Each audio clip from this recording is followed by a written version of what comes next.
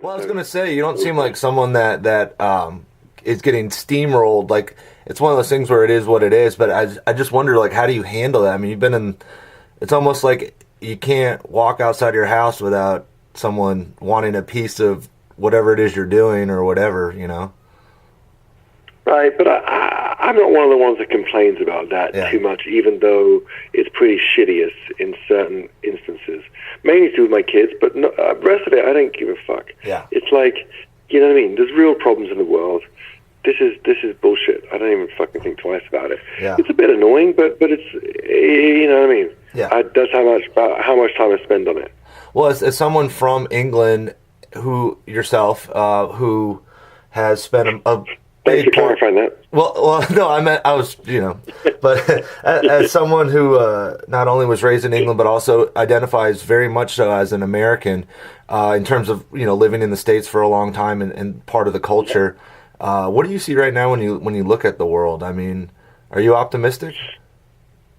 I see a lot of division, but I see a lot of change and a lot of new ground being made and raised, and so. I think for that there's a number of shake-ups going along, and in a way, when you shake the tree, it's that is progress. So I think that I don't know. I think when things are so divided, it just means the only place it can go is it has to resolve.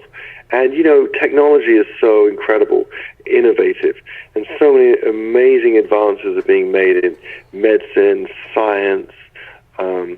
So with a humanity thing, it just, as always, just trying to find that balance to create a safer world for people. There's a lot to worry about out there. Yeah. People's behavior to climate change to it's just a very to big business. Yeah. It's a very manipulative, fertile world if you think about it. That's why it gets on all sides. There's all so many good things as well. Yeah. Well, what's the biggest misconception about Gavin Rossdale?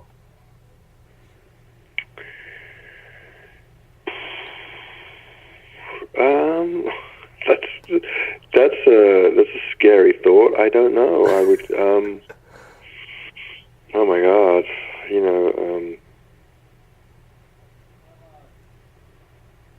I think the problem you got is that for film actors are given the opportunities to be much more three-dimensional than musicians. We're forced to live just behind our records, and there's never really particular outlets, even outlets for us like this, for instance, becomes an edited, artificial representation of, you know what I mean? It just is the nature of it.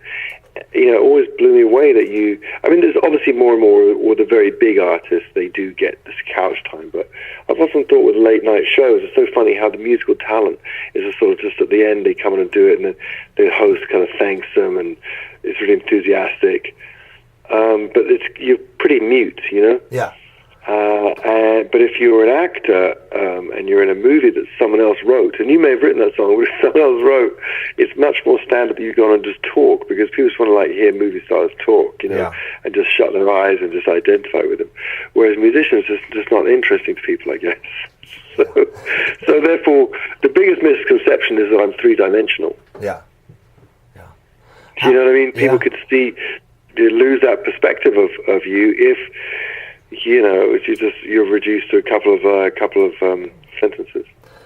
How has the definition or your definition of the word love changed or remained the same as you've gotten older?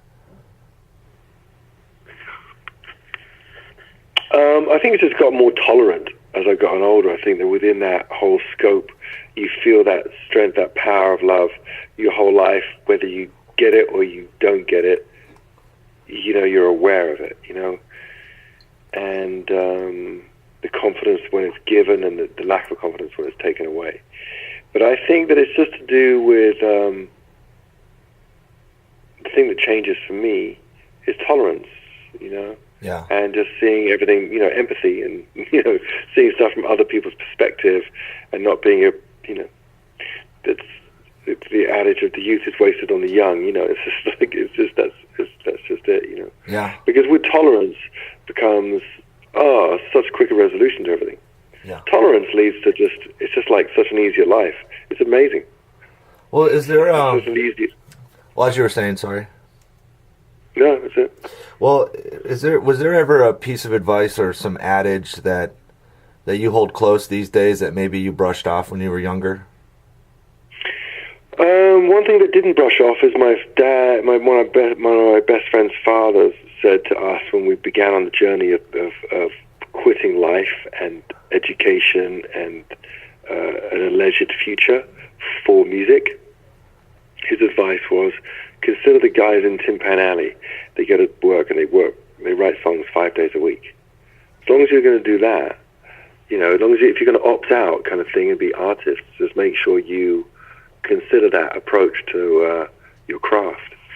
And whilst I haven't necessarily kept up the pace of 5 days a week throughout the year, but when I go to the studio and I as I have done already on this record, and I just sit there and I write songs, I apply myself with exactly the same advice, the same 12 to 7 every day. Just sit there in the studio with an engineer and write, and that's so that has stayed with me, and I do enjoy that discipline. Yeah. And it is a discipline, and that's how I personally, for my faults, get it done. Yeah. Well, my final question is, you've spent a life traveling the world and performing and creating and meeting all kinds of people, and I was wondering what does that taught you about what it means to be a human being?